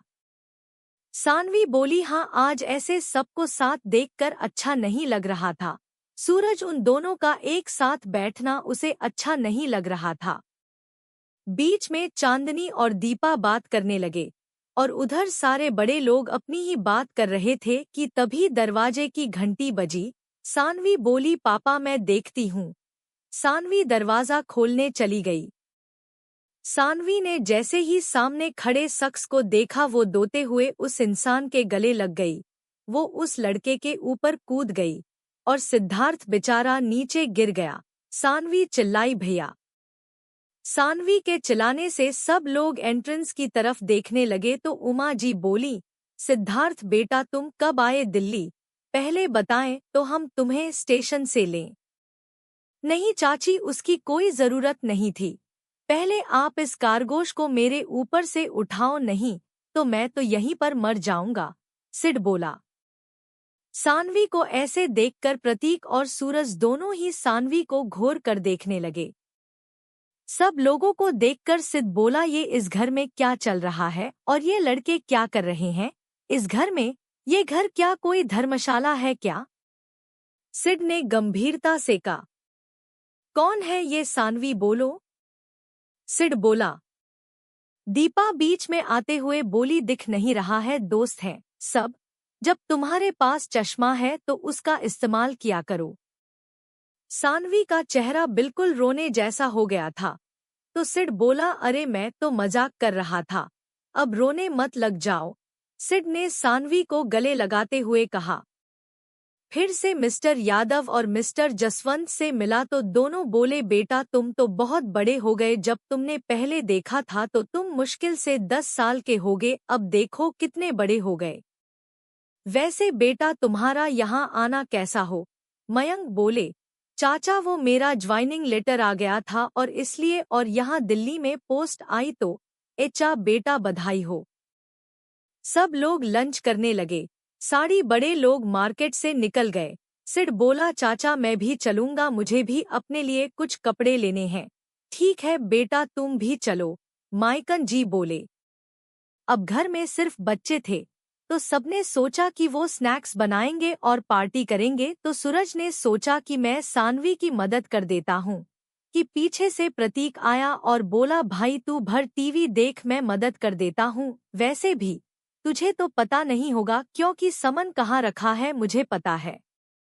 सानवी और प्रतीक ने मिलकर स्नैक्स बनाए और बाहर चले गए। सबने खूब मजे किए, सबने आनंद लिया किया और गाने बजाकर खूब नाचे। ऐसे ही देखते देखते शाम हो गई। सबके माता पिता आ चुके हैं। सब अपने अपने घर की तरफ निकल गए। यहाँ घर में सब बैठ के बातें कर रहे थे तो पता चला कि सिड की नौकरी एमएनसी में लग गई है। मैनेजर की पोस्ट पर सब बहुत खुश हुए। मयंक जी ने फोन पे महेश जी, सिड के पापा, से बात की, फिर सोनाक्षी, सिड की मां, से बात की। सब ठीक था और अब उनके परिवार में सिड भी उनके साथ रहने वाला था। सिद्धार्थ माहेश्वरी, 6.1 फीट ऊंचाई, साफ रंग, काली गहरी आंखें, माथे तक आते हुए भूरे बाल, अपने परिवार के लिए मीठे सा सुरक्षात्मक बच्चा, लेकिन बाहर वालों के लिए किसी शैतान से कम नहीं है। दीपाली सिंघानिया, 5.1 ऊंचाई, सांवला रंग, काले मीडियम बाल, ज्यादा बोलने वाली लड़की संग को अपनी बातों में फंसती है। अगला दिन, जोशी एंटरप्राइजेस। सिड अपने केबिन में बैठा हुआ था। उसने आज ब्लैक शर्ट के साथ ब्लैक फॉर्मल पैंट और ब्लेजर कैरी किया था। सिड फाइलों का इंतजार कर रहा था। वहीं नीचे दीपा को उसके सुपरवाइजर ने कहा, दीपा तुम फाइल मैनेजर को दे आओ और साइन करवा लेना सब पर, मुझे अभी एक महत्वपूर्ण काम है इसलिए मैं नहीं जा सकता। जी सर मैं ले जाऊंगी, दीपा ने सुपरवाइजर को जवाब दिया। दीपा ने आज लड़कियों से सुना था कि आज उनकी कंपनी में नया मैनेजर आया है और वो बहुत हैंडसम और डैशिंग है। अब दीपा उसे मिल गई है वाली थी तो उसने एक बार खुद को शीशे में देखा और 10वीं मंजिल का बटन दबा दिया। दीपा ने केबिन का दरवाजा खटखटाया। क्या मैं अंदर आ सकता हूँ सर? अंदर से आवाज आई। हाँ अंदर आ जाओ। जैसे ही दीपा ने सिड को देखा वो चिल्लाई, तुम? और सिड बोला, ऐप। वैसे आपको अपने मैनेजर से बात करने की तमीज नहीं है कि कैसी बात की जाती है? सी गुस्से से बोला। सॉरी सर, आपने ये फाइलें मंगवाई थी। ये रही फाइलें, आप चेक कर लें और साइन कर दे। सिड ने सारी फाइलें चेक की हैं और बोला, किसने बनाई हैं ये फाइलें? कितनी गलतियां हैं इसमें? बिल्कुल घटिया फाइल है, भेजो उसे जिसने बनाई है, सिड ने कहा। सर आप फाइल करें, मी मेहता ने बनाई है, मैं अभी उन्हें आपके पास भेजती हूँ।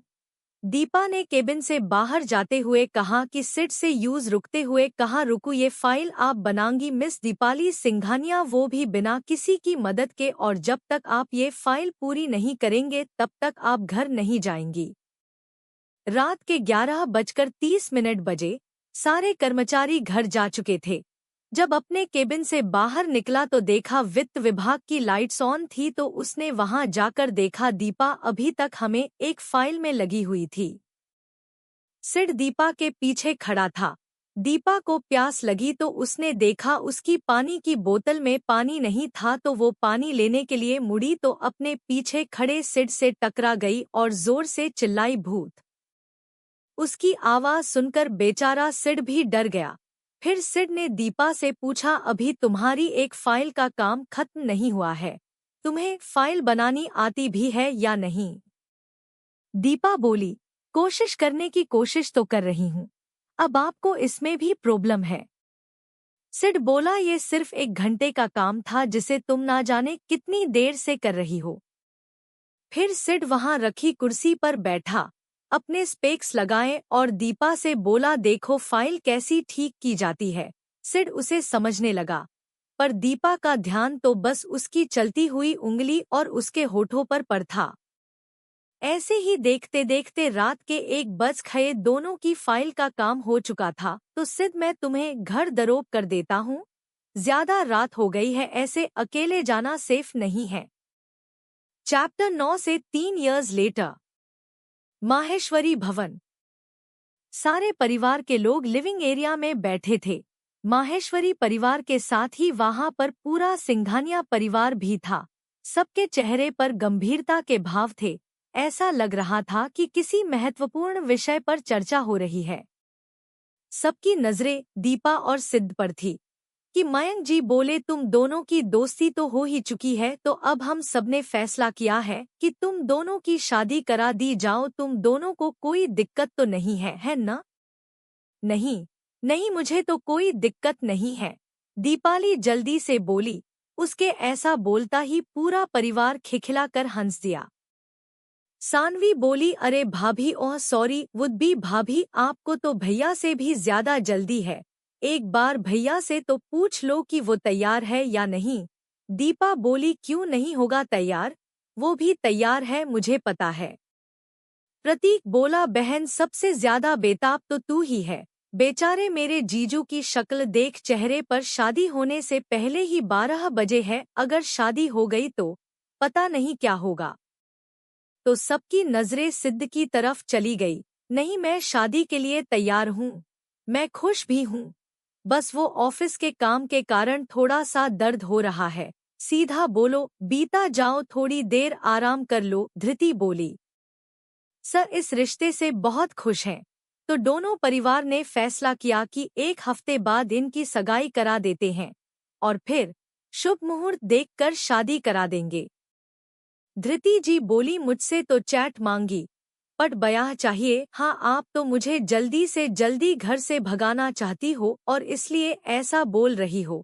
दीपा बोली, हाँ, जब तक तुझे खेलेंगे अब उमा खेलेगी तुमको, आखिर उसने भी तो पता चले कैसी बहू चुन ली है अपने बेटे के लिए। धृति बोली, कुछ मत बोलो धृति, तुम मेरी बेटी के बारे में, बहुत प्यारी बच्ची है ये, उमा जी ने प्यार से बोला। जाओ बेटा सानवी और प्रतीक जाओ जेके बेकरी से सबके लिए पेस्ट्री ले आओ। अयंग जी ने दोनों को देखे हुए कहा, जी पापा। सानवी बोली और प्रतीक का हाथ पकड़ के उसे बाहर ले जाने लगी। सानवी ने अपनी केटीएम निकाली और प्रतीक को बोला चल बैठ पीछे। तो प्रतीक सानवी के पीछे बैठे हुए बोला देख गिरा मत दियो मुझे तुझ पे भरोसा नहीं है, पीछे सी तो है और केटीएम चलेगी पता नहीं अंकल ने तुझे ये क्यों दिलाई। और हाँ बड़े वाले रोड से चलो, पता चले 3 से 4 लोगों को उड़ा दे। प्रतीक की बातें सुनकर सानवी बोली तुझसे तो अच्छा ही चलती है, अब चुपचाप बैठ। बोलते हुए सानवी ने बाइक की ग्रेस बढ़ा दी और बाइक कुछ देर में ही हवा से बात करने लगी। जैसे ही दोनों बेकरी के सामने उतरे, बेकरी वाले अंकल बोले बेटा सानवी, इतने दिनों बाद आई हो। हाँ अंकल, मम्मी खाने ही नहीं देते आज तो इतनी मुश्किल से इजाजत मिलती है, आप 25 पेस्ट्री पैक कर दो। प्रतीक बोला इतनी सारी पेस्ट्री का क्या करेगी, क्या करते हैं, खाते हैं, और तो खाऊंगी। सानवी ने चिल्लाए बोला। अंकल ने पेस्ट्री पैक कर दी। प्रतीक बोला इस बार बाइक में चलूंगा, तू पीछे बैठ। सानवी प्रतीक के पीछे बैठ गई। वहीं सूरज अभी अपनी बालकनी में खड़ा था कि प्रतीक और सानवी एक बाइक पर दिखे। सानवी ने प्रतीक को कस के पकड़ रखा था क्योंकि वो बाइक ही इतनी तेज चल रही थी। नोट: सानवी एज 20, प्रतीक एज 21, सूरज एज 19, दीपा 21, सिद्धार्थ 31। दोनों घर पहुंचे, बाइक को गैराज में पार्क किया और पेस्ट्री लेकर अंदर आए कि उमा बोली बेटा इतनी सारी पेस्ट्री क्यों लाई है। मम्मी देखो सारे बड़े लोग एक पेस्ट्री खाएंगे और सारे बच्चे 4 से 4 खाएंगे, सबके दांतों में कैविटी करवाना चाहती हो क्या दीदी, न्यासा बोली। वैसे दीदी अच्छा किया, अब हम मजे से पेस्ट्री पार्टी करेंगे, चलो ऊपर वाले फ्लोर पर चलते हैं। न्यासा की बात मानते हुए सब तीसरी मंजिल पर चले गए। न्यासा, प्रतीक, दीपा, सिद्धार्थ और सानवी सब बैठकर फैंटा लेकर पार्टी करने लगे। ऐसा ही आज का पूरा दिन हंसी मजाक में निकल गया। मॉर्निंग टाइम, महेश्वरी भवन। सिद्ध जल्दी जल्दी तैयार हो रहा था क्योंकि वो आज लेट हो गया था।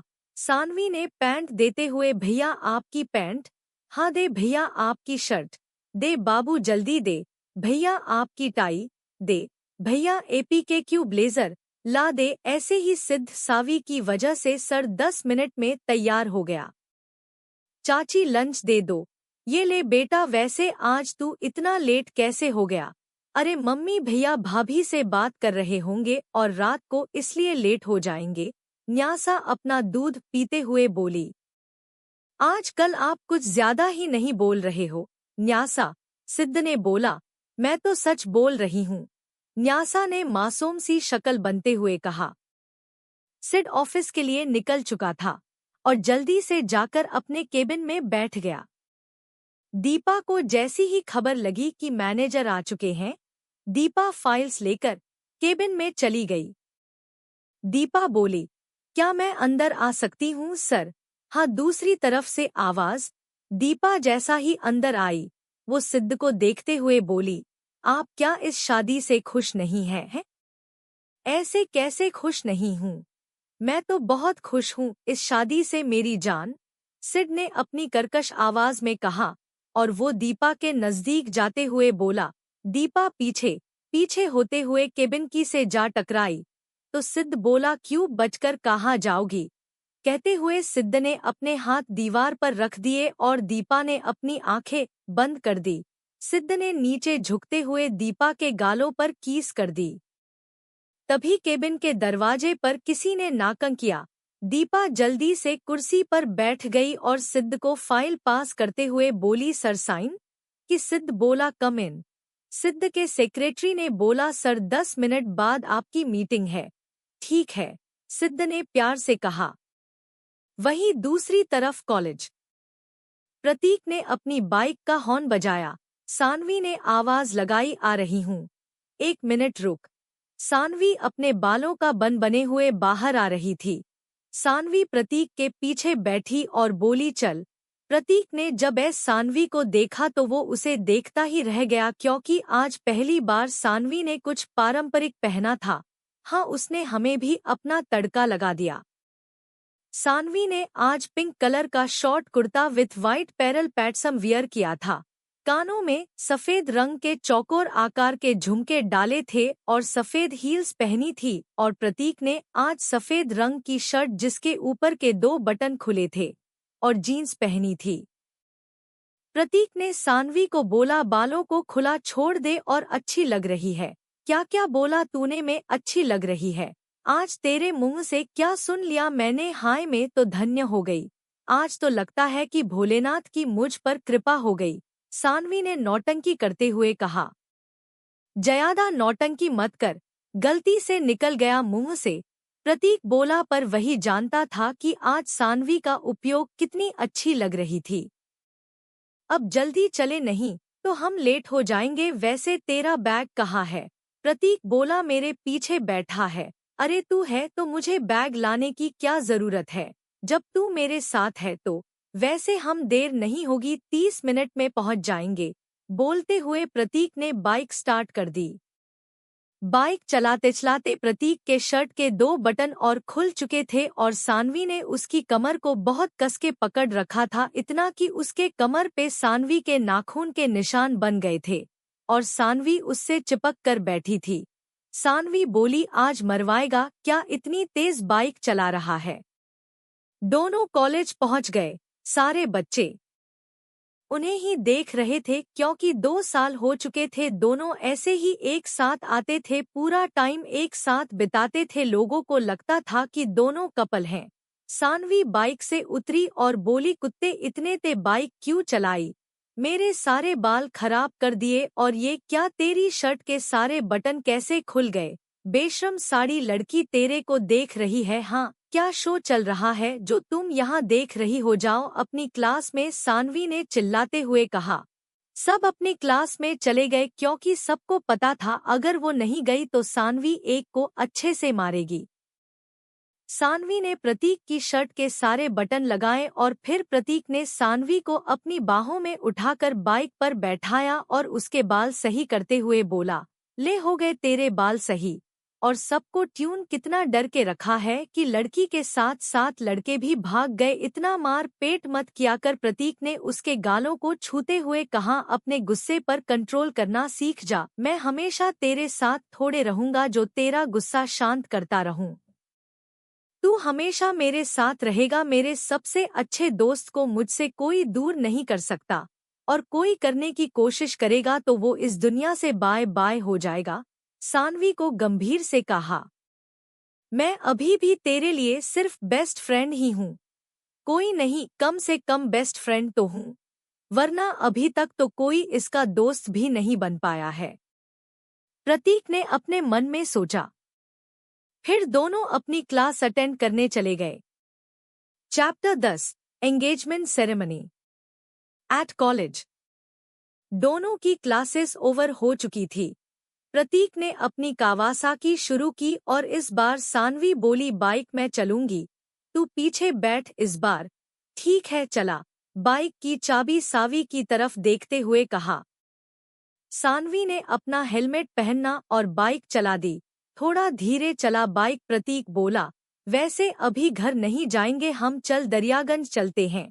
प्रतीक बोला, ठीक है। सानवी ने अपनी बाइक मोड़ी और दोनों चल पड़े। सानवी 200 की स्पीड से बाइक चला रही थी। प्रतीक को डर लग रहा था कहीं एक्सीडेंट ना हो जाए, पर ऐसा कुछ नहीं हुआ। दोनों दरियागंज पहुंच गए। सानवी बाइक से उतरते हुए बोली, कैसे लगी मेरी ड्राइविंग? बहुत खतरनाक थी, लग रहा था आज मेरा आखिरी दिन है इस धरती पर, प्रतीक ने नौटंकी कहा। दोनों किताबों की दुकानों की तरफ जा रहे थे। प्रतीक बोला, आज तुझे जो उपन्यास चाहिए ले ले, पैसे मैं दूंगा, पर बजट है 1000 रुपए। एक तरफ बोल रहा है जो लेना है ले और दूसरा तरफ बजट भी बता रहा है। सानवी ने अपने लिए 4 डार्क रोमांस नावल चुने और बिलिंग काउंटर की तरफ चली गई। प्रतीक ने अपने कार्ड से बिल भुगतान किया। जैसे ही सानवी और प्रतीक की दुकान से बाहर निकले, सानवी ने प्रा की शर्ट खींचकर नीचे किया और उसके होठों के कॉर्नर पर किस कर दिया। उसके इस सडन रिएक्शन की वजह से प्रतीक दूसरी दुनिया में पहुंच गया। जब उसे समझ आया कि अभी क्या हुआ है, तो उसका पूरा चेहरा की किसी कश्मीरी सेब की तरह लाल हो गया। ये अभी तूने क्या किया? प्रतीक ने पूछा। ये तेरा रिटर्न गिफ्ट था मेरी तरफ से, तूने मुझे मेरे फेवरेट नावल दिलाए हैं आज। मैं बहुत खुश हूँ। बस ये उपन्यास मम्मी के हाथ ना लगे। फिर दोनों घर की तरफ चले गए। जब दोनों घर पहुंचे तो वहां पर पहले से ही सिंघानिया परिवार था। धृति ने प्रतीक और सानवी को अंदर आते हुए देखते हुए कहा, अरे तुम दोनों आ गए, हम तुम्हारा ही इंतजार कर रहे हैं। कल दीपा और सिड की सगाई है तो तुम दोनों अपने कपड़े सेलेक्ट कर लेना और हम शॉपिंग पर जा रहे हैं। उमा जी बोली, बेटा प्रतीक तुम घर पर ही रहना, हम 2 घंटे में आ जाएंगे। और सानवी, बेटा न्यासा अभी ट्यूशन से आ जाएगी 5 मिनट में, उसको खाना दे देना और तुम दोनों भी कहा लेना। अब हम चलते हैं। यादव भवन। सब लोग बैठकर बात कर रहे हैं कि जसवंत जी बोले कल सिद्ध की सगाई है तो हम सबको कल माहेश्वरी हाउस जाना है, सब तैयार हो जाना टाइम पर। नैना जी बोली, लेकिन किसके साथ हो रही हैं? साथ जसवंत जी बोले, प्रणव जी की बड़ी बीती दीपाली के साथ। वो तो हमारी प्रीति से छोटी है न? नैना जी बोली।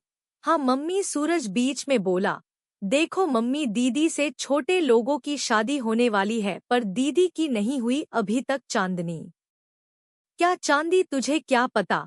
मम्मी मैं आपको एक राज की बात बताता हूँ। मैं आपको बताता हूँ कि दीदी को एक लड़का पसंद है। दीदी उनसे रोज बात करती है। कौन है वो? नैना जी बोली। उनका नाम रोहित है, नौकरी करते हैं वो अपनी इंजीनियरिंग कंपनी में। सूरज, लेकिन प्रीति जब किसी को पसंद करती है तो उसने हमें बताया क्यों नहीं? क्योंकि मम्मी मैं अभी शादी नहीं करना चाहती हूँ, पीछे से प्रीति आते हुए बोली। और सूरज के वादे मैंने तुझे मन किया था और किसी को भी बताने के लिए? प्रीति गुस्से से बोली और सूरज को मरने के लिए भागी। बेटा क्यों मर रही है मेरे बच्चों को? जसवंत जी ने अपने बेटे को बचाया। हर कहा, ऐसे ही पूरे परिवार में नोक झोंक होती है। Eight shopping mall, Uma ji और धृति जी ने बच्चों के लिए और शुद्ध परिवार के लिए कपड़े पसंद कर लिए और रिंग्स बच्चों ने पहले ही पसंद कर ली थी। अब सब घर जाने के लिए चले गए। अगला दिन सिंघानिया भवन। पूरा सिंघानिया हाउस फूलों और लाइट से सजा हुआ था। होगा भी क्यों नहीं, आज घर की बेटी की सगाई थी। सुबह से प्रतीक किसी नौकर की तरह कभी लाइट सही करता तो कभी फूल, कभी सीटें एडजस्ट करें काटा। कुल मिलाकर आज का सारा काम प्रतीक के कंधों पर था और उसने काफी अच्छे से सब हैंडल कर लिया था। धृति नीचे आई और बोली, बेटा अब तू तैयार हो जा, सब आते ही होंगे, बाकी का काम मैं देख लूंगी। ठीक है माँ। प्रतीक अपने कमरे में तैयार हो गया।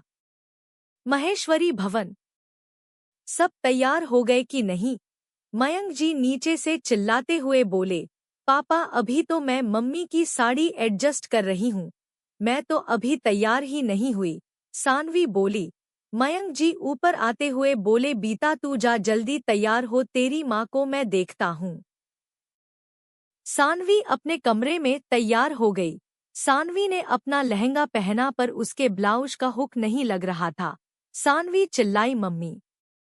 उमा जी कमरे में आईं, बोली, क्या हुआ बेटा, क्यों चिल्ला रही हैं?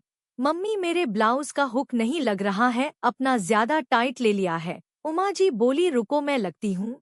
मैंने पहले ही बोला था फिटिंग चेक कर ले, पर तूने तो मेरी सुनी ही नहीं। अब समय आ गया है तो मैं कुछ नहीं कर सकती। उमा जी ने खेते हुए सानवी का हुक लगाया और बोला, बस 1 से 2 घंटे की बात है, पहन ले इसे। मम्मी अच्छा तो लग रहा है। हाँ मेरा बच्चा बहुत सुंदर लग रहा है, अब तैयार होकर नीचे आ जाओ, मैं तब तक सिद्ध और न्यासा को देखती हूँ। कहते हुए उमा नीचे चली। सब तैयार हो चुके थे। उमा जी ने गहरे गुलाबी रंग की साड़ी पहनी थी, उसके साथ भारी हार और बालों का बन बनाया हुआ था। और मयंक जी ने गहरे गुलाबी रंग का कुर्ता पहना हुआ था, उसके साथ दाहिने हाथ में सिल्वर कलर की घड़ी पहनना हुआ था। सब सिंघानिया हाउस के लिए निकल चुके थे। 15 मिनट में सब सिंघानिया हाउस पहुंच गए। यादव परिवार पहले से ही वहां मौजूद था। सानवी आई और सिद्ध प्रतीक के कमरे में चली गई। प्रतीक अभी शॉवर लेकर रूम में आया था और अपने सामने सानवी को देखते हुए वो उसे देखता रह गया। सानवी ने प्रतीक को बोला, यार अभी तक तू तैयार नहीं हुआ, पहले तू तैयार हो जा, तब तक मैं दीपा से मिलकर आती है, फिर साथ में नीचे जाएगी। सानवी दीपा के कमरे में गई तो दीपा तैयार हो चुकी थी। सानवी ने दीपा को देखा हुआ कहा, आज तो भैया तुम्हें देखते ही मर जाएंगे, हाय कितनी सुंदर लग रही है। दीपा ने सानवी को देखा तो बोली, तुझे भी देखकर आज पता नहीं कितने लड़के की मौत होगी। इतने सालों में पहली बार तुझे लहंगे में देखा है और तू फालतू में ही अपने कमर के लिए सोचती है, कितनी प्यारी तो लग रही है, दीपा ने सानवी को छेड़ते हुए कहा। तभी प्रतीक कमरे में आया और बोला, चलो सब नीचे बुला रहे हैं, सगाई का मुहूर्त शुरू हो गया है। सानवी ने प्रतीक को देखा तो वो बोली, आज तो तू बड़ा अच्छा लग रहा है और देख हम दोनों के आउटफिट मैचिंग हैं। हाँ प्रतीक बोला। प्रतीक ने आज पेस्टल पिंक कलर का कुर्ता पायजामा पहनना था, उसके साथ में ओवरकोट भी था और हाथों में सिल्वर कलर की घड़ी थी। वहीं सानवी ने पेस्टल पिंक कलर का लहंगा पहना था, साथ में व्हाइट और ग्रीन कलर का चोकर पहना था। बालों का बन बनाया हुआ था, जिस्म से कुछ बाल सानवी के चेहरे को ढक रहे थे और अपनी मिडिल फिंगर मिरिन, अपनी रिंग जो वो हमेशा पहनती है। दीपा नीचे आई तो देखा सबकी नजरें ही थी।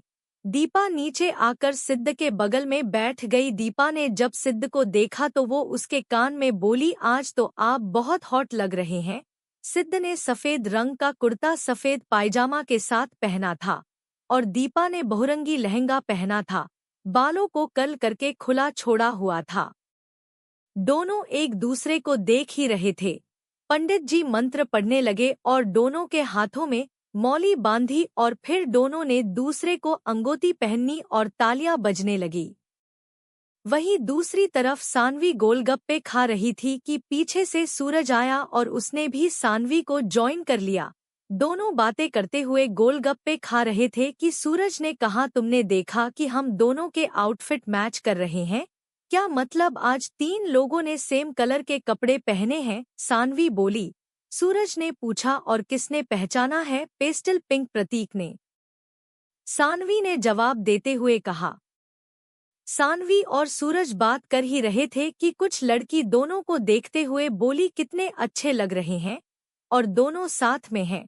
पूरी लड़की बोली, हाँ बिल्कुल एक दूसरे के लिए बनी है। सानवी अभी भी गोलगप्पे खा रही थी कि चार से कुछ खुलने की आवाज आई। तभी सूरज सानवी के पीछे आते हुए बोला, सानवी तुम्हारा ब्लाउज खुल गया है, चलो साइड में चलो तुम। सानवी उसकी बात मानते हुए साइड में चली गई और सूरज ने उससे पूछा कि मैं किसी को भेज तुम्हारे पास? सानवी बोली, नहीं बहुत टाइम लग जाएगा, तुम ही लगा दो या फिर प्रतीक को बुला, मैं लगा देता हूँ। सूरज सानवी के ब्लाउज का हुक लगाया, फिर सानवी वहां से जल्दी से भाग गई बिना कुछ कहे। सूरज के चेहरे पर एक प्यारी सी मुस्कान आ गई।